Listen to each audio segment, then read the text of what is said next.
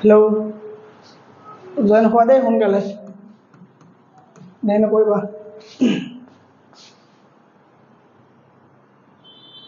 okay visibility চোৱা ঠিকে আছে অ'কে 5 দিনমান ক্লাছ কৰা নাই মানে মই সকামত গৈছিলোঁ আইতাৰ সকাম আছিলে লখিমপুৰ যাব লগা হ'ল ঠিক আছে অ'কে আমি ক্লাছ আৰম্ভ কৰিছোঁ যিসকলে দেৰিকৈ আহি থাকিবা তোমালোক 1 মিনিট আগত আহিলে একো লোকচান নহয় নহয় আমি ইণ্ডিয়ান পলিটি পঢ়ি আছিলোঁ যোৱা ক্লাছত আমি ইণ্ডিয়ান পলিটি 122 নম্বৰ আৰ্টিকললৈকে কমপ্লিট কৰিলোঁ যিটো আৰ্টিকলত উল্লেখ আছিলে যে ভাৰতৰ কোৰ্টে কি কৰিব নোৱাৰিব আমাৰ সংসদত ইণ্টাৰফেয়াৰ কৰিব নোৱাৰিব এই বিষয়ে আমাৰ ডিছকাশ্যন কৰা হৈ গ'ল আজি আছে আৰ্টিকল 123 আৰ্টিকল 123 আছে যে 123 আছে যে ordinance making power ordinance making power of president ordinance making power of president তাৰমানে ভাৰতৰ ৰাষ্ট্ৰপতি অধ্যাদেশ বনোৱাৰ ক্ষমতা ভাৰতৰ ৰাষ্ট্ৰপতি অধ্যাদেশ নিৰ্মাণৰ ক্ষমতা ঠিক আছে না অধ্যাদেশ নিৰ্মাণৰ ক্ষমতা কা আছে আমাৰ ভাৰতৰ ৰাষ্ট্ৰপতিৰ ওচৰত ন্যস্ত আছে তাৰমানে কি চোৱা এতিয়া আমি সকলোৱে জানো যে আমাৰ আইন প্ৰণয়ন কৰাৰ ক্ষমতা কাৰ হাতত আছে আমাৰ আইন প্ৰণয়ন কৰা পাৱাৰ কাৰ হাতত আছে আইন প্ৰণয়নৰ পাৱাৰ আছে আমাৰ দেশৰ সংসদৰ ওচৰত মানে লোকসভা আৰু ৰাজ্যসভাৰ ওচৰত আমাৰ আইন প্ৰণয়নৰ ক্ষমতা আছে ঠিক আছে নে এতিয়া কথা হ'ল যে ভাৰতৰ 365টা দিনতে জানো সংসদ বহি থাকে 365টা দিনত জানো লোকসভা ৰাজ্যসভা চলি থাকে লোকসভা ৰাজ্যসভা সভা দুইটা অধিৱেশন চলি থকা সময়তহে কি কৰিব পাৰে ল মেক কৰিব পাৰে ল পাছ কৰিব পাৰে হয়নে যদি সেই সময়ত যদি কোনো এখন সদন নাথাকে উপস্থিত নাথাকে সেই সময়ত জানো ল প্ৰস্তুত কৰিব পাৰিব নোৱাৰিব কিন্তু এনেকুৱা সিচুৱেশ্যন হ'ব পাৰে কেতিয়াবা ইমাৰ্জেন্সি আহিব পাৰে কেতিয়াবা বিপদ হ'ব পাৰে আৰু বিপদে কেতিয়াও সংসদক আগজাননী দিটো নাহে যে মই অহা মাহৰ আমুক তাৰিখে আহিম মানে ধৰি লওক পাকিস্তানে আমাৰ ওপৰত আক্ৰমণ কৰিলে বা চাইনাই আক্ৰমণ কৰিলে তেতিয়া আমাৰ সময়ত সেই সময়তো আমাৰ বিশেষ ল লাগিব বিশেষ আইন লাগিব যাক অধ্যাদেশ বুলি কোৱা হ'ব মানে সেইসমূহ আইন প্ৰণয়ন কৰাৰ বাবে দায়িত্ব থাকিব লাগে মেইনলি সংসদৰ ওচৰত বা সদনৰ ওচৰত কিন্তু অনুপস্থিতিৰ সময়ত সেই অধিকাৰ আমাৰ ভাৰতৰ ৰাষ্ট্ৰপতিৰ হাতত দিয়া হৈছে ভাৰতৰ সংবিধানে প্ৰদান কৰিছে যে যি সময়ত যদি লোকসভা ৰাজ্যসভা অনুপস্থিত থাকে এই সময়ত ভাৰতৰ ৰাষ্ট্ৰপতিয়ে অৰ্ডিনেন্স মেক কৰিব পাৰিব বা ল বনাব পাৰিব বা আইন বনাব পাৰিব কিন্তু সেই আইন পুনৰ যেতিয়া সদন চলিব তাৰ মানে 42 দিনৰ ভিতৰত অৰ্ডিনেন্স দিয়াৰ মানে আইনখন বনোৱাৰ 42 দিনৰ ভিতৰত কি কৰিব লাগিব সংসদৰ কোনোবা এখন সদনৰ পৰা অনুমোদন পাব লাগিব তাৰ মানে সংসদনৰ পৰা কি পাব লাগিব সংসদৰ পৰা কি পাব লাগিব অনুমোদন পাব লাগিব কিবা ডাউট নাই ঠিক আছে সংসদৰ পৰা কি হ'ব লাগিব অনুমোদন পাব লাগিব আৰু এই অৰ্ডিনেন্স ৰাষ্ট্ৰপতি যিমান পাৰে মানে যিমান ইচ্ছা সিমান মেক কৰিব পাৰিব কিন্তু যদিহে কিবা ভুল দেখে সেয়া কি কৰিব পাৰিব আমাৰ সংসদে নিষ্ক্ৰিয় কৰিব পাৰিব বা কেনসেল কৰিব পাৰিব কাৰণ এটো হয় কাৰণ আমাৰ দেশখন চলাবৰ কাৰণে আমি নিৰ্বাচিত কৰি আমাৰ যিসকল ভাল লগা নেতাক আমি পঠিয়াইছো যাতে তেওঁলোকে আমাৰ ভালৰ কাৰণে ল বনাওক হয় না আইন বনাওক যদি প্ৰেসিডেন্টটো আমাৰ আমিতো পোনপটীয়াকৈ নিৰ্বাচিত কৰি নাই পঠিওৱা সেইকাৰণে তেওঁ হাততো ল মেক কৰাৰ দায়িত্ব থাকিবও নালাগে সো দিছে এটাৰ কাৰণে ইমাৰ্জেন্সি সময় দিছে তাক সংসদে আহি পেলাই ইয়াক কৰিব পাৰিব চাবহি পাৰিব পুনৰ বিচাৰ কৰিব পাৰিব কিন্তু তাৰ লগতে এটা কথা এই অৰ্ডিনেন্সখন যিখন প্ৰেসিডেন্টে বনাব যিখন আইন প্ৰেসিডেন্টে নিৰ্মাণ কৰিব এইখন কিন্তু সুপ্ৰিম কোৰ্টে চোৱাৰ ক্ষমতা আছে আকৌ ঠিক আছে এই অৰ্ডিনেন্সখন কিন্তু সুপ্ৰিম কোৰ্টে জুডিশিয়েল ৰিভিউ কৰিব পাৰিব জুডিশিয়েল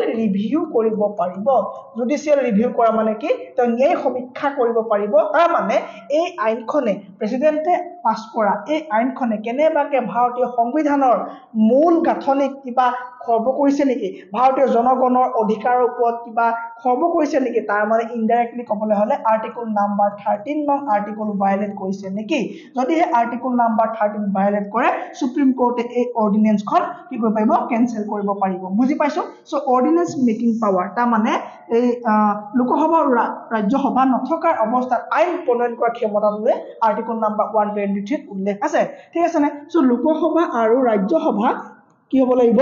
এই লোকসভা ৰাজ্যসভা মজুত থাকিব লাগিব কিন্তু চলিত অৱস্থাত থাকিব নালাগিব তাৰ মানে লোকসভা ৰাজ্যসভা গঠন হৈ আছে তেওঁলোকে সভা কৰি থাকে কিন্তু বৰ্তমান এই ছমাহ গেপ থাকে যে আমাৰ সংসদ হয়নে আমাৰ অধিৱেশনবিলাক ছমাহ গেপ থাকে যে তাৰ মানে চোৱা যদি আমাৰ ধৰি লোৱা লোকসভা বা ৰাজ্যসভা ধৰি লোৱা লোকসভা আমাৰ সদন আৰম্ভ হৈছে আমি যদি আমি এটা সেশন এটা লৈছোঁ আমি একদম আমাৰ গৰম দিনৰ যিটো সেশন হয়নে এই গ্ৰীষ্মকালীন অধিৱেশন ধৰা 5 তাৰিখে আৰম্ভ হৈছে বা 10 জুলাইত আৰম্ভ হৈছে আৰু এইখন বোলে কি হ'ল 2 জুলাইত আৰম্ভ হৈছে ঠিক আছে নে আৰু এই শেষৰ দিনটোৰ পৰা 42 দিনৰ ভিতৰত তাৰ মানে এইটো কথা অলপ টান হৈ যাব তোমালোকে এইটো দৰকাৰ নাই এইবিলাক মানে ইউপিএসসি এপিএসসি মেইনছত এইখিনি কথাই পাতি ঠিক আছে নে সো এতিয়া কথা হ'ল যে কি লোকসভা আৰু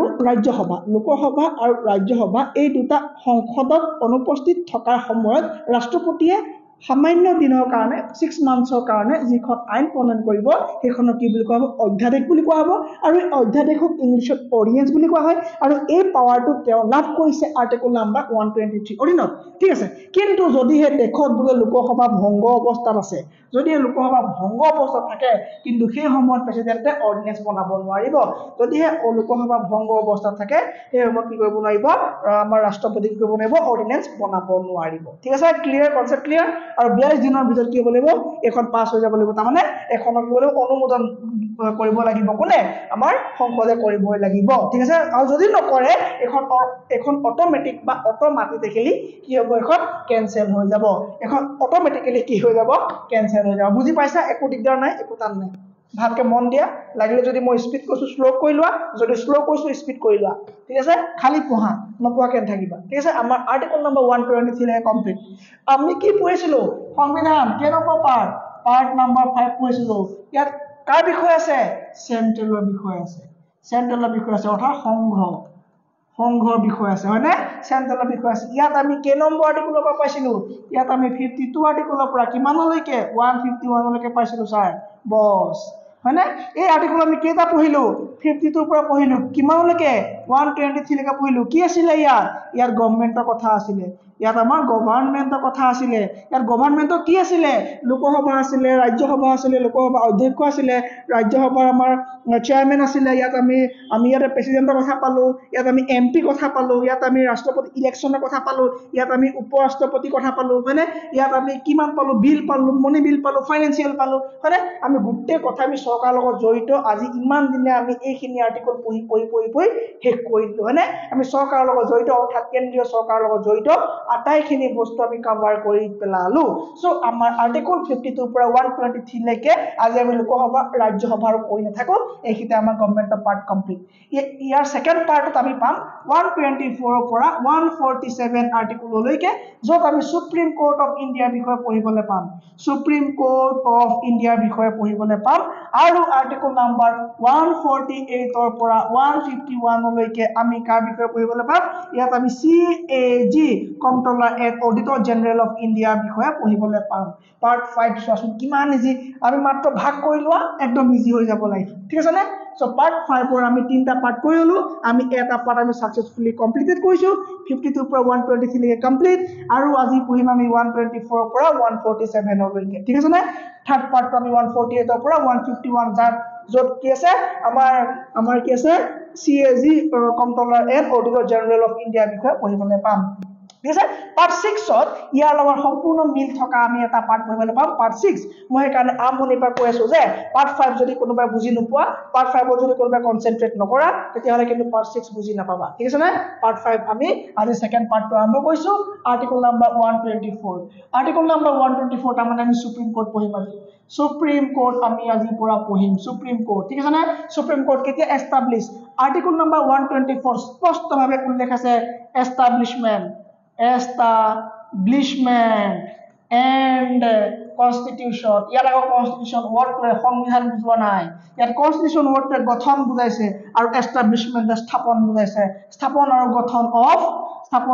of what supreme court of india supreme court of স্থাপন আৰু গঠনৰ বিষয়ে উল্লেখ আছে কে নম্বৰ আৰ্টিকলত আৰ্টিকল নাম্বাৰ 124 উল্লেখ আছে তাৰ মানে আমাৰ দেখত কেতিয়া পৰা সুপ্ৰিম কোৰ্ট আহিলে আমাৰ দেখত আহিলে 26 জানুৱাৰী 1950 16 নহয় 1950 আমাৰ 26 জানুৱাৰী তাৰিখে কি আহিলে আমাৰ দেখত সুপ্ৰিম কোৰ্ট স্থাপন কৰা হ'ল কিন্তু সম্পূৰ্ণভাৱে কাৰ্যকৰী হ'ল 28 জানুৱাৰীৰ পৰা 28 জানুৱাৰী 1950 পৰা আমাৰ দেখত কি হ'ল সম্পূৰ্ণৰূপে কি হ'ল কাৰ্যকৰী আৰম্ভ মানে কাম আৰম্ভ হ'ল তাৰ কোৰ্ট হ'ল আমাৰ দেখৰ সুপ্ৰিম কোৰ্টত 28 জানুৱাৰী 1950 যেটো এস্টাবলিশ হৈছিল 26 ঠিক আছে না সুপ্ৰিম কোৰ্ট সেই সময়ত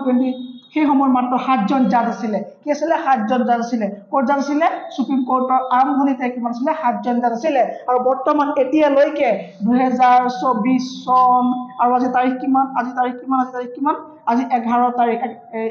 11 মাৰ্চ 11 মাৰ্চ 2024 তাৰিখলৈকে আজি তাৰিখলৈকে মাত্ৰ তাত আছে 33 জন জাজেছ 33 জন জাজেছ মানে ন্যায়াধীশ ঠিক আছে জাজেছ হয় জাজ বুলি কয় হয় না ইয়াক অসমীয়া ন্যায়াধীশ বুলি ক'ব 33 জন জাজেছৰ সৈতে এজন কি আছে চিফ জাষ্টিস অফ ইণ্ডিয়া মানে মহান্যায়বাদী এজন আছে মহান্যায়বাদী নহয় ন্যায়াধীশ চিফ ন্যায়াধীশ হয় চিফ জাজ অফ ইণ্ডিয়া এজন আৰু আদাৰ 33 জাজেছ লৈ পেলাই বৰ্তমান আমাৰ কি আছে সুপ্ৰিম কোৰ্টত জাজেছ আছে যদি এইটো কাম কৰিব নোৱাৰিনে আমাৰ সুপ্ৰিম কোৰ্টত আমাৰ জাজৰ সংখ্যা বঢ়াই দিব নোৱাৰিনে পাৰি কিন্তু বঢ়াই দিয়া নাই কিয় নাজানো এই জাজেছৰ সংখ্যা বঢ়োৱা কমোৱা কামটো কাৰ হাতত ন্যস্ত থাকে পাৰ্লিয়ামেন্টৰ হাতত ন্যস্ত থাকে জাজেছ বঢ়োৱা কমোৱা এই ক্ষমতা কাৰ আছে পাৰ্লিয়ামেন্টৰ মানে সংসদৰ হাতত ন্যস্ত আছে ঠিক আছে নে বৰ্তমান আমাৰ চিফ জাষ্টিস অফ ইণ্ডিয়া কোন বৰ্তমান আমাৰ chief justice of India DY Chandrachud তেওঁ 15 নম্বৰ মানে 50তম তেওঁ কি হয় ভাৰতৰ ন্যায়াধীশ হয় তেওঁ 50তম কি হয় ন্যায়াধীশ হয় চিফ ন্যায়াধীশ মানে মুখ্য ন্যায়াধীশ ঠিক আছে মুখ্য ন্যায়াধীশ আৰু এইসকল ন্যায়াধীশ জাজৰ আৰু CJI কোৱালিফিকেশ্যন সেম তাৰ মানে কেনেকৈ কম আমি যে প্ৰধানমন্ত্ৰী কৈছিলো মন্ত্ৰীমণ্ডলীত বাকি মন্ত্ৰীসমূহ থাকে মন্ত্ৰীমণ্ডলীত তেনেকৈ বাকি মন্ত্ৰীসমূহ থাকে তাৰ মাজৰ পৰা এজনক কি কৰা হয় এজনক প্ৰধানমন্ত্ৰী হিচাপে নিৰ্বাচিত কৰা হয় আৰু মানে নিৰ্বাচন নহয় তাক লৈ অনা হয় এই ইয়াৰ পৰা এজনক প্ৰধানমন্ত্ৰী হিচাপে দিয়া হয় যাতে তুমি এই গোটেইখিনি কণ্ট্ৰল কৰিবা হয়নে তুমি এই গোটেইখিনি কৰিবা কণ্ট্ৰল কৰিবা বুলি তেওঁক দায়িত্ব দিয়া হয় তাৰ মানে তেওঁ সেই গোটেই মানুহখিনিৰ ভিতৰত তেওঁ এজন এই গোটেই মানুহখিনিৰ ভিতৰৰ পৰাই তেওঁ এজন হয় কি হয় PM হয় তেওঁ এজন PM হয় ঠিক তেনেকৈ এই গোটেই জাজেছখিনিৰ ভিতৰৰ পৰা এজনক কি বুলি কোৱা হয় চিফ জাষ্টিস অফ ইণ্ডিয়া বুলি কোৱা হয় এই গোটেইখিনি জাজৰ পৰা এজনক কি বুলি কোৱা হয় চিফ জাষ্টিস অফ ইণ্ডিয়া বুলি কোৱা হয় ঠিক আছে নে এওঁলোকক কোনে নিযুক্তি দিব চিফ জাষ্টিস অফ ইণ্ডিয়া কোনে দিব প্ৰেসিডেন্টে নিযুক্তি দিব আৰু কাৰ পৰামৰ্শ অনুসৰি অলপ পাছত কম এতিয়া চাই লোৱা ইয়াত আৰু কি চাব লাগিব আমি DY চন্দ্ৰচূড় এতিয়া হৈ গ'ল হেৰি ঠিক আছে নে সো টোটাল কিমান আছে 33 জাজেছ প্লাস 1 চিফ জাষ্টিস লৈ পেলাই বৰ্তমান কি আছে আমাৰ সুপ্ৰিম কোৰ্ট চলি আছে ঠিক আছে সো বৰ্তমান আমাৰ সুপ্ৰিম কোৰ্ট চলি আছে ঠিক আছে নে কিবা ডাউট আছে একো ডাউট নাই এতিয়া চোৱা আমাৰ কি হ'ব লাগে তেওঁ এই জাজেছ হ'বলৈ কি হ'ব লাগিব বা CJI হ'বলৈ কি হ'ব লাগিব তেওঁ বৰ বেছি একো হ'ব নালাগে এক নম্বৰতে কৈছে তেওঁ যদি হাই কোৰ্টত কেনেবাকে যদি কন্টিনিউ 10 বছৰ যদি তেওঁ উকিল হৈ আছে 10 বছৰ যদি তেওঁ কি হৈ আছে উকিল হৈ আছে বা তেওঁ এডভোকেট হৈ আছে এডভোকেট যদি তেওঁ হৈ আছে তেওঁ কি হ'ব পাৰিব তেওঁ জাজ হ'ব পাৰিব অন্যথা যদি তেওঁ 10 বছৰ উকিল হৈ থকা নাই তেওঁ হাই কোৰ্টত 5 বছৰ কি হ'ব লাগিব জাজ হলেও হ'ব তেওঁ 5 বছৰ কি হ'ব লাগিব জাজ হলেও হ'ব তাৰমানে ন্যায়াধীশ হিচাপে যদি এখন হাই কোৰ্টৰ বা যিকোনো হাই কোৰ্টত কন্টিনিউ 5 বছৰ যদি তেওঁ জাজ হিচাপে কাম কৰি আছে জাজ হিচাপে কাম কৰিছে তেতিয়া তেওঁ কি হ'ব পাৰিব তেওঁ জাজেছ বা CJI হ'ব পাৰিব আৰু তেওঁ 10 বছৰ যদি উকিল হৈ আছে বা উকালতি কৰি আছে তেতিয়া তেওঁ জাজ হ'ব পাৰিব কিন্তু তাৰ লগতে এই দুটা ভিতৰত যিকোনো এটা হ'লেই হ'ল কিন্তু তাৰ লগতে তেওঁ কি হ'ব লাগিব তেওঁ ৰাষ্ট্ৰপতিৰ চকুত আইনজ্ঞ হ'ব লাগিব ৰাষ্ট্ৰপতিৰ চকুত তেওঁ আইনজ্ঞ হ'ব লাগিব তাৰ মানে আইনৰ বহুত তেওঁ জনা মানুহ হ'ব লাগিব এতিয়া প্ৰশ্ন হ'ল যে ৰাষ্ট্ৰপতি কি আইনজ্ঞ নেকি ৰাষ্ট্ৰপতি কি লয়াৰ নেকি ৰাষ্ট্ৰপতি এডভোকেট নেকি ৰাষ্ট্ৰপতি CJI থাকিলে নেকি প্ৰথমে নহয় সো ৰাষ্ট্ৰপতি নিজে আইন নাজানে নিজে ল নাজানে তেন্তে কেনেকৈ তেওঁ চিনাক্ত কৰিব যে এইজনে কি হয় এজন আইনজ্ঞ বুলি চিন্তাৰ কোনো কাৰণ নাই এটা প্ৰসেছ আছে যেনেকৈ আমাৰ গাঁৱত এটা আত্মসহায়ক গোট থাকে তাতো এটা আত্মসহায়ক গোট থাকে যিটো গোটৰ নাম আত্মসহায়ক গোট নহয় পেলাই সেই নামটো দিয়া হৈছে কলেজিয়াম এই কলেজিয়াম নামৰ গোটটোত 5 জন থাকিব আৰু এই 5 জনৰ 4 জন হ'ব এই 33 জন জাজৰ 4 জন সিনিয়ৰ মোষ্ট জাজেছ ঠিক আছে না এই 33 জন জাজৰ গ্ৰুপৰ পৰা 4 জন থাকিব সিনিয়ৰ মোষ্ট জাজেছ প্লাস 1 CJI প্লাস এজন কোন থাকিব CJI নিজে থাকিব মানে CJI নিজে থাকিব সো 5 জনৰ যেটো গ্ৰুপ হ'ব সেই গ্ৰুপটো কলেজিয়াম বুলি কোৱা হ'ব ঠিক আছে না সো নেক্সট জাজ কোন হ'ব বা নেক্সট CJI কোন হ'ব সেই কথাটো ৰাষ্ট্ৰপতিয়ে এই সকলো আলোচনা কৰি পেলাই নেক্সট CJI জনক এপইন্টমেন্ট দিব ঠিক আছে না সো এই গোটেই কথাখিনি আমি কি নম্বৰ আৰ্টিকলত পঢ়িবলৈ পাওঁ এই গোটেই কথাখিনি আমি আৰ্টিকল নাম্বাৰ 124 পঢ়িবলৈ পাওঁ এই গোটেই কথাখিনি আমি ক'ত পঢ়িবলৈ পাওঁ আৰ্টিকল 124 পঢ়িবলৈ পাওঁ ঠিক আছে না সো আমাৰ দেশৰ কিছুমান মিনিষ্টাৰ বা কিছুমান চৰকাৰে ভাবে যে এই প্ৰচেছটো চেঞ্জ কৰিব লাগে এই প্ৰচেছটো যদি 4জনৰ জেগাত কেনেবাকৈ 2জনমান মিনিষ্টাৰ ভৰাই দিব নোৱাৰিনে কেনেবাকৈ যদি 2জনমান মিনিষ্টাৰ ভৰাই দিব আমাৰ মানুহ হৈ যাব হয়নে এই সব যিবিলাক কি বুলি কয় এইবিলাক মানে আমাৰ চিজিআইৰ পৰা যিবিলাক আহে হৈ গ'ল কি বুলি কয় অসমীয়াত যিবোৰ অৰ্ডাৰ আহিব হয়নে যিবোৰ ৰিজাল্ট আহিব সেইবোৰ তেওঁলোকৰ ফালে আহিব হয় নাই সো এই কথা তেওঁলোকে ভাবিছিলে ঠিক আছে নে কিন্তু আমাৰ চিজিআই কৈছে না বাবা না নহ'ব এইবিলাকত ইণ্টাৰফেয়াৰ কৰিবলৈ দিয়া নহ'ব তোমালোকৰ কাৰণ আৰ্টিকল 13 ভাইলেট হ'ব দিব নোৱাৰিব আৰু কোনো ধৰণৰ তোমালোকক ইণ্টাৰফেয়াৰ কৰিব দিয়া নহ'ব ইয়াত আমাৰ কি থাকিব আমাৰ 4জনীয়া জাজেছ থাকিব আৰু অকলে মই নিজে থাকিম তাত ঠিক আছে নে সেই কলেজিয়ামত মই নিজে থাকিম আৰু আমি নিজে ডিসাইড কৰিম যে নেক্সট কোন হ'ব যদি তোমালোকৰ ফালৰ পৰা কোনোবা আহে তেতিয়াহ'লে আমাৰ ন্যায়তন্ত্ৰৰ প্ৰতি বা ন্যায়পালিকাৰ প্ৰতি মানুহৰ বিশ্বাস আঁতৰি যাব এই কথা কেতিয়াও হ'বলৈ দিয়া নহ'ব এই কথাসমূহ আমি article 124 establishment and constitution of কি পাৰ্লিয়ামেণ্টত আমি পঢ়িবলৈ পাৰ্লিয়ামেণ্ট হয় দেই সুপ্ৰিম কোৰ্টত আমি পঢ়িবলৈ পালোঁ ঠিক আছে নে আৰ্টিকল 124 কাৰোবাৰ ডাউট আছে আৰ্টিকল 124 কাৰো ডাউট থাকিব নালাগে ঠিক আছে নে ওকে আৰ্টিকল 124 কাৰো ডাউট থাকিব নালাগে আৰু কাৰ্যকাল কিমান হ'ব এজন চিজিআই কাৰ্যকাল কিমান হ'ব 65 ইয়াৰ্ছ হ'ব লাগিব হয়নে 65 ইয়াৰ্ছলৈকে তেওঁলোকে পাৰিব তেওঁ চিজিআই থাকিব পাৰিব কিন্তু কিমান ন্যূনতম বয়স দিয়া নাই যে কিমান বয়সৰ পৰা চিজিআই বা জাজ হ'ব পাৰিব সেই বিষয়ে নাই কোৱা কিন্তু কৈছে যে 65 ইয়াৰ্ছলৈকে তেওঁলোকে পাৰিব তেওঁ জাজ হৈ থাকিব পাৰিব okay no problem 124 article successfully completed ইয়াত লিখা আছে যে establishment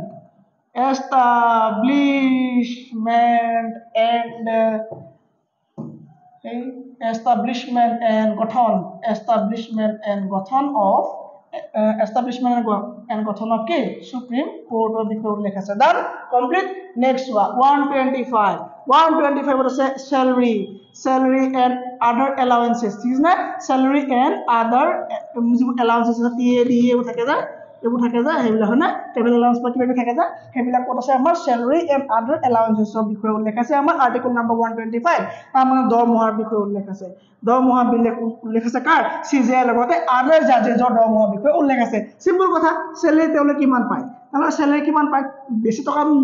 পায় ন কেই টকা মান পায় চিজিআই কেই টকা মান পায় চাবানে চিজিআই দৰমহা কিমান তেওঁ পায় 2,80,000 টকা পাৰ মান্থ আৰু জাজেছ বিলাক কিমান পায় জানানে জাজেছ বিলাকে পাৰ মান্থ ইনকাম তেওঁলোকৰ পাৰ মান্থ দৰমহা হয় 2,50,000 টকা এটো কি হয় স্যালারি বস article number 125 complete article number 125 complete ঠিক আছে না আর্টিকল নাম্বার 125 কমপ্লিট দৰমহা কিমান পায় 280k আৰু 150k ডান ওকে তামাসলা আর্টিকল নাম্বার 126 আর্টিকল নাম্বার 126 কি জানানে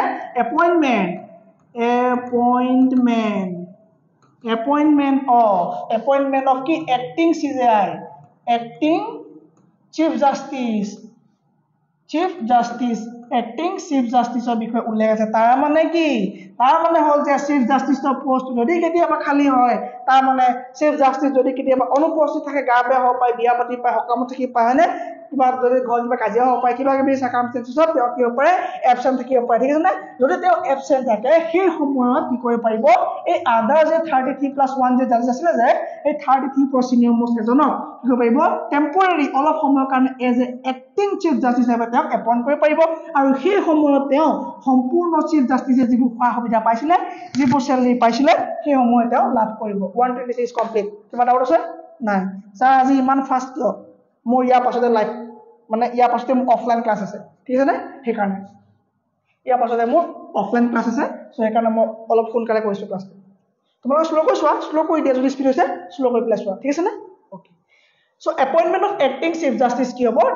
ইয়াৰ মাজৰ পৰা এজনক দিব আৰু যিজনে সেইজনৰ যিজন অৰিজিনেল আছিলে তেওঁ সমানে কি পাব দৰমহা পাব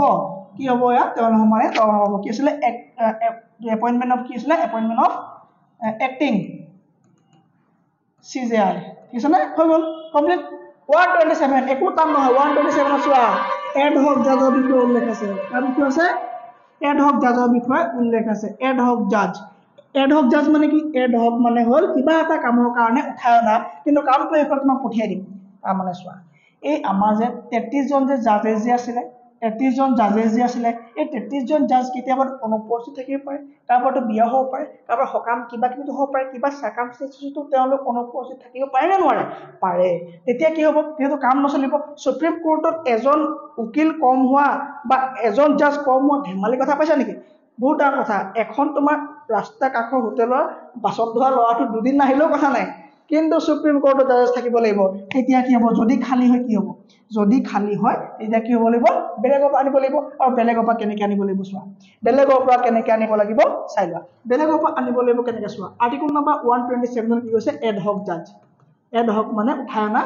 এড হক জাজ মানে কাম এটাৰ কাৰণে উঠাই অনা মানে পাৰ্মানেণ্ট নহয় টেম্পৰেৰী ঠিক আছেনে এড হক জাজৰ কথা আছে ঠিক আছে এই এড হক জাজ কেতিয়া আহিব যেতিয়া 33 জন জাজে খালী হ'ব তাৰমানে সেই 33 জন জাজৰ পৰা খালী হ'ব তেতিয়া আনিব তেতিয়া ক'ৰ পৰা আনিব তেতিয়া কাৰ পৰামৰ্শ মতে আনিব সেই পৰামৰ্শ ডাইৰেক্টলি আমাৰ CJI দিব CJI ক'ব আমাৰ ৰাষ্ট্ৰপতি ডাঙৰীয়া যে ছাৰ আমাৰ তাক প্ৰেচিডেণ্টে ক'ব যে ছাৰ আমাৰ CJI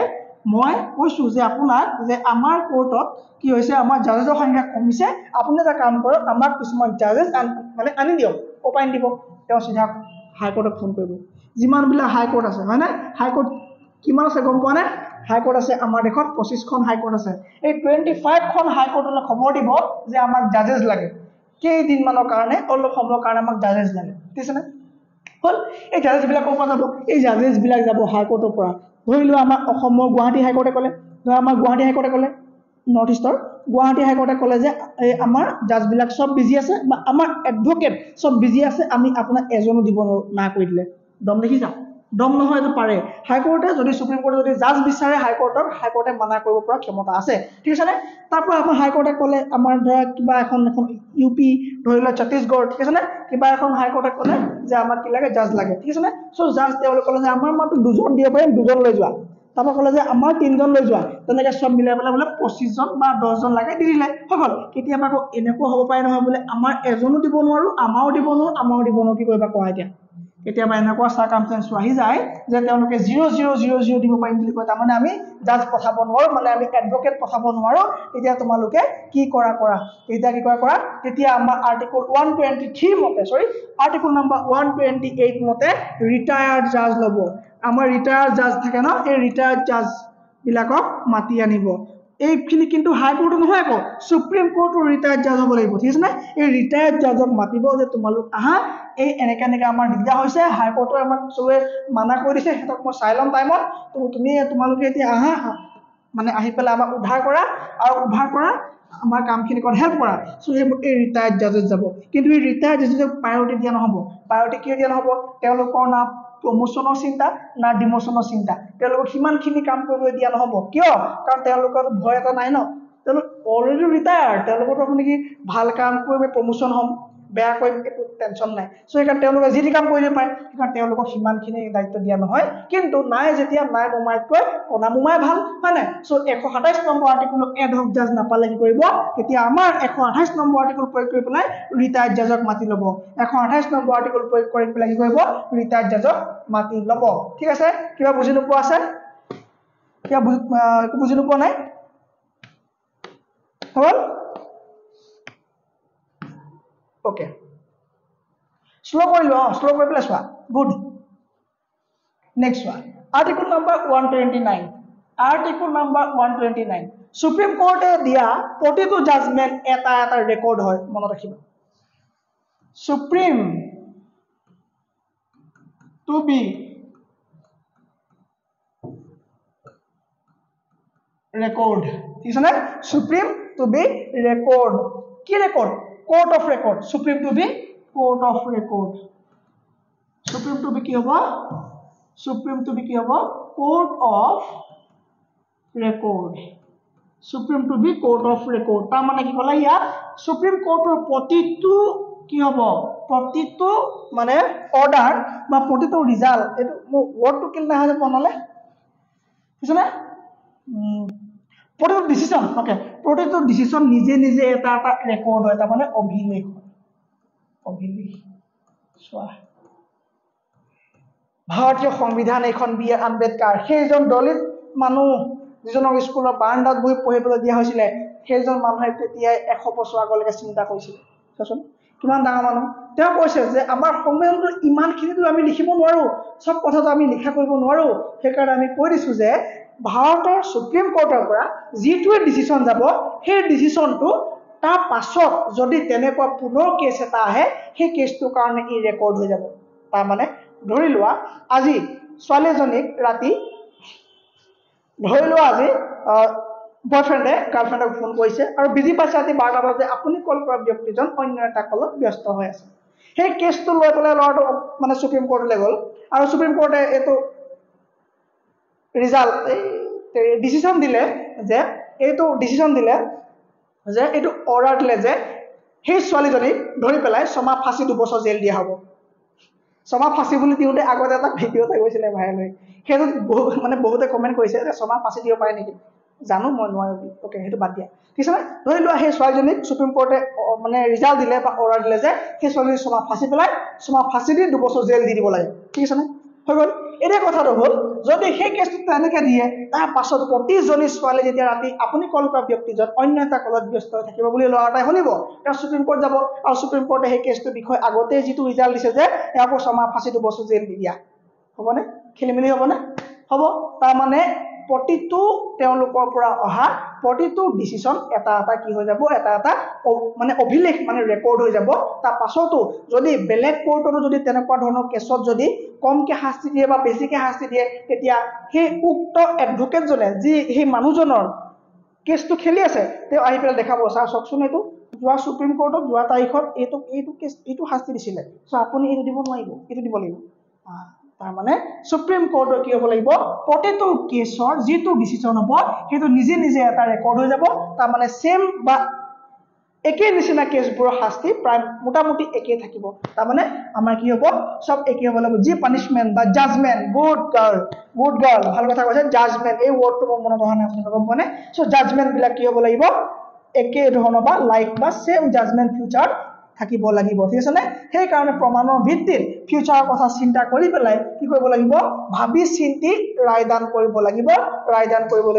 এতিয়া কয় গ'ল মই ৰায়দান ঠিক আছে না ৰায়দান কৰিব লাগিব সেই কাৰণে কোৰ্টে বহুত সময় লৈ পেলাই কয় যে আপোনাক এই কেছটোৰ কাৰণে ছাগলী চুৰৰ কেছটোৰ কাৰণে আপোনাক আমি 5 বছৰ জেল 6 মাহ ফাঁসি যিটো কেছ সেই কেছ নহয় আপোনাক ছাগলী চুৰৰ কেছটো আপুনি চুৰ হিচাপে আপুনি প্ৰমাণিত হ'ল কিন্তু শাস্তি কি হ'ব আপোনাক অহা মাহৰ আমুক তাৰিখতে কোৱা হ'ব তাৰ মানে সেইদিনাৰ পৰা কি কৰিব সিজিআই বা জাষ্টিস হ'ব তেওঁ ঘৰত গৈ পেলাই ভাবিব যে এই কেছটোৰ কাৰণে কি মানে কি পানিশমেন্ট দিয়া হ'ব তাৰ পাছত এইটো শুনাব ঠিক আছে নে সো এই কাৰণে প্ৰমাণৰ ভিত্তিত বহুত ভাবি চিন্তিহে তেওঁ কৰিব পাৰিব এটা শাস্তি শুনাব পাৰিব মানে শুনানি দিব পাৰিব কাৰণ কেলে তেওঁ নিজে এটা অভিলেখ তেওঁ যি ক'ব সেইটো নিজে ৰেকৰ্ড বনি যাব কিন্তু সুপ্ৰিম কোৰ্টৰ যিটো জাজমেন্ট পাছত ৰিভিউ কৰিব পাৰি আকৌ দেই সেই বিষয়ে আমি অলপ পাছত বা আজি নহ'লেও নেক্সট পাছত আমি আলোচনা কৰিম ঠিক আছে নে সো আৰ্টিকল 129 মানে কি হ'ব সুপ্ৰিম কোৰ্টৰ যিটো ৰেকৰ্ড হ'ব তাৰ মানে যিটো ডিসিশন হ'ব সেই ডিসিশনটো কি হ'ব সেই ডিসিশনটো আকৌ কি হ'ব সুপ্ৰিম কোৰ্টে কি কৰিব মানে ৰেকৰ্ড বনি যাব ঠিক আছে নে ৰেকৰ্ড এইটো সুপ্ৰিম কোৰ্টৰ ৰেকৰ্ড বনি যাব ঠিক আছে নো প্ৰবলেম ওকে আৰ্টিকল 129 হৈ গ'ল article 130 seat of supreme court তাৰ মানে কৈছে যে দেশত এখন সুপ্ৰিম কোৰ্ট থাকিব কিন্তু যদি সুপ্ৰিম কোৰ্টে বিচাৰে তাৰ ব্ৰাঞ্চ য'ত খুলিব পাৰিব তাৰ মানে দেশত যদি ব্ৰাঞ্চ সুপ্ৰিম কোৰ্টৰ ব্ৰাঞ্চ খুলিম বুলি ভাবে খুলিব পাৰিব বহুত ভাল কথা এইটো হয়নে সিজিআই ক্যান এপইন্ট আদাৰ প্লেস ঠিক আছে ওকে হয়নে কিন্তু প্ৰেসিডেন্টৰ আদেশ বা পৰামৰ্শ মতে কি কৰিব সিজিআই বেলেগ জায়গাত কি কৰিব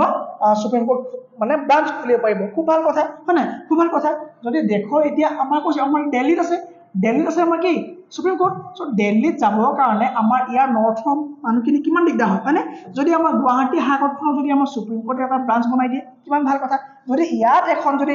সুপ্ৰিম কোৰ্ট যদি ব্ৰাঞ্চ বনাই দিয়ে কিমান ভাল কথা হয়নে তিনটা সুপ্ৰিম কোৰ্টৰ ব্ৰাঞ্চ হ'ব হেড অফিচ থাকিব ইয়াত থাকিব ইয়াত CJI কেতিয়াবা ইয়াত বহিব কেতিয়াবা CJI মন গ'লে তুমি দুদিন ইয়ালৈ আহা দুদিন ইয়ালৈ যোৱা হয় নাই কিমান ধুনীয়া হ'ব হয় নাই তেতিয়া সো এইবিলাক কথা ভাবি গুণিয়ে কৈছে যে ভাৰতৰ মানুহটো অগণন হ'ব এটা সময়লৈ সো সেই সময়ত এখন CJI কম পৰি যাব মানে এখন সুপ্ৰিম কোৰ্ট কম হ'ব সেই ক্ষেত্ৰত কি কৰিব পাৰিব CJI মানে আমাৰ দেশৰ সুপ্ৰিম কোৰ্টৰ ব্ৰাঞ্চ আমি য'ত ত'ত খুলিব পাৰিম বুলি কৈছে দেশৰ ব্ৰাঞ্চ আমি কি কৈছে য'ত ত'ত খুলিব পাৰিম বুলি কৈছে কোনে কৈছে ভাৰতীয় সংবিধান নাম্বাৰ 31 নম্বৰ আৰ্টিকুলত কৈছে হয় নাই 31 নম্বৰ আৰ্টিকুলত আমাৰ কৈছে ঠিক আছে আৰু আজি আমি 131ত আমি শেষ কৰি দিম আজি আমি 131ত শেষ কৰি দিম আৰু আগলৈ নেক্সট ক্লাছত পঢ়িম 131ত আছে অৰিজিনেল জুৰিডিকশ্যন of Supreme Court মানে সুপ্ৰিম কোৰ্টৰ মূল অধিকাৰ যেনেকৈ আমাৰ মূল অধিকাৰ আছে সুপ্ৰিম কোৰ্টৰ মূল অধিকাৰ আছে সুপ্ৰিম কোৰ্টত তুমি সকলোবোৰ গোচৰ লৈ যাব নোৱাৰা যিকেইটা সলভ নহয় তলৰ কোৰ্টত তুমি আপিল কৰিব পাৰা আৰু সেই এপিলৰ বিষয়ে আমি ইয়াত পিছৰ আৰ্টিকলত পাম ঠিক আছে সো মেইন ক্ষেত্ৰত সুপ্ৰিম কোৰ্টলৈ ডাইৰেক্ট যাব লাগিব তাৰমানে যিবোৰ কেছ তুমি হাই কোৰ্টত দিব নোৱাৰা ডিষ্ট্ৰিক্ট কোৰ্টত দিব নোৱাৰা ডাইৰেক্ট সুপ্ৰিম কোৰ্ট যাব লাগিব তেনেকুৱা সমূহ অধিকাৰ সেইবিলাক অৰিজিনেল জুৰিডিকশ্যন বুলি কোৱা হয় ঠিক আছে বুজি পাইছা নেকি কৈছো মই ক'ব কৈছো যে তুমি ছাগলী চোৰৰ কেছটো তুমি সুপ্ৰিম কোৰ্টলৈ নিব নোৱাৰা পাৰিবা যদি কেছটো তলৰ কেছটো যদি ডাঙৰ কেছ হৈ যায়গে সেইটো বেলেগ কথা কিন্তু কিছুমান কেছ এনেকুৱা থাকে যিবোৰ তুমি ডিষ্ট্ৰিক্ট কোৰ্ট বা হাই কোৰ্টত দেখাব নোৱাৰা ডাইৰেক্ট সুপ্ৰিম কোৰ্ট যাব লাগিব সেই তেনেকুৱা সমূহ কেছক অৰিজিনেল জুৰিডিকশ্যন অফ সুপ্ৰিম কোৰ্ট বুলি কোৱা হয় যেনেকৈ ধৰি লোৱা চেন্ট্ৰেল গভৰ্ণমেণ্টৰ লগত যদি কোনোবা ষ্টেট গভৰ্ণমেণ্টৰ যদি ফাইট হয় ঠিক আছে যদি ষ্টেট গভৰ্ণমেণ্টখন যদি বেলেগ চৰকাৰ চেন্ট্ৰেল গভৰ্ণমেণ্ট যদি বেলেগ চৰকাৰ দুইটা চৰকাৰৰ মাজত যদি বাদ বিবাদ হয় তেতিয়া তেনেকৈ ডিসপিউটেড যিবিলাক বিষয় সেইবিলাক কিন্তু ডাইৰেক্ট তুমি সুপ্ৰিম কোৰ্ট যাব লাগিব তুমি বেলেগত দেখাব নোৱাৰিবা ঠিক আছে তুমি ডাইৰেক্ট যাব লাগিব সুপ্ৰিম কোৰ্ট যাব লাগিব বেলেগত দেখাব নোৱাৰিবা যদিহে state government versus state government হয় যদিহে বা বেলেগ এখন দেশ আৰু বেলেগ এখন ৰাজ্য বা বেলেগ এখন ৰাজ্যৰ মাজত কিবা কাজিয়া হয় বা কিবা ডিসপিউট হয় সেই সমস্যা তুমি কোনো কোৰ্টত দেখাব নোৱাৰিবা সেই সমস্যা তুমি সিধা সুপ্ৰিম কোৰ্ট যাব লাগিব বুজি পাইছা সেই সমস্যা সিধা তুমি সুপ্ৰিম কোৰ্ট লৈ যাব লাগিব অন্যথা যদি আৰু এটা উপায় যদি কিছুমান চেন্ট্ৰেল গভৰ্ণমেণ্টৰ লগত যদি কোনোবা ষ্টেট গভৰ্ণমেণ্ট যদি লগ লাগে আৰু দুইটা এটা পাৰ্টি হৈ পেলাই ভাৰ্চেছ বেলেগ এটা ষ্টেটৰ লগত যদি কিবা কেছ চলে ঠিক আছে চোৱা state versus state central versus state government আৰু central plus state versus state এখন যিকোনো এখন ষ্টেটৰ যদি তেনেকুৱা ধৰণৰ কেছ হয় সেই কেছবিলাক ডাইৰেক্টলি ক'ত যাব লাগিব সুপ্ৰিম কোৰ্ট যাব লাগিব তাৰমানে সুপ্ৰিম কোৰ্টৰ এইকেইটা কি হয় অৰিজিনেল মানে জুৰিডিকশ্যন হয় এইবিলাক কেছ কি হয় সুপ্ৰিম কোৰ্টলৈ ডাইৰেক্ট আহিব লাগিব বেলেগত দেখাব নোৱাৰিব কিন্তু বাকীবিলাক তুমি বেলেগত দেখাই আহি পেলাই ওপৰলৈ আপিল কৰি পেলাই তুমি যাব পাৰা সুপ্ৰিম কোৰ্টৰ ওপৰত আৰু একো কোৰ্ট নাই হয়নে সুপ্ৰিম কোৰ্টে শেষ ঠিক আছে আৰ্টিকল 131 লৈকে আজি আমি কমপ্লিট কৰিছো ভিডিঅ'টো থেংক ইউ সেইবোৰ কৰি থাকে নি হয় নাই